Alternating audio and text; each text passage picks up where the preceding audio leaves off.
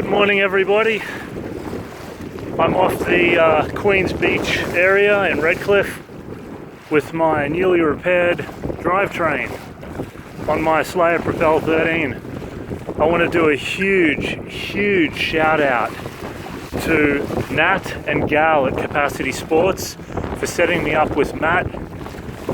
Matt repaired my drivetrain. I had it serviced previously and there was some issues with it. Those three sorted me right out. Extremely generous, extremely professional, and so friendly.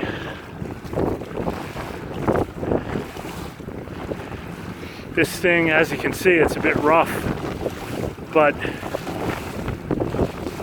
even as wide as this kayak is, it just carves right through the waves. And it's so incredibly stable. Anyway, primary reason for doing this video is a huge shout out.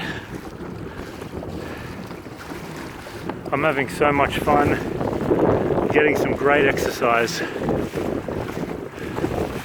Got a popper on this side, got a little lure on this side.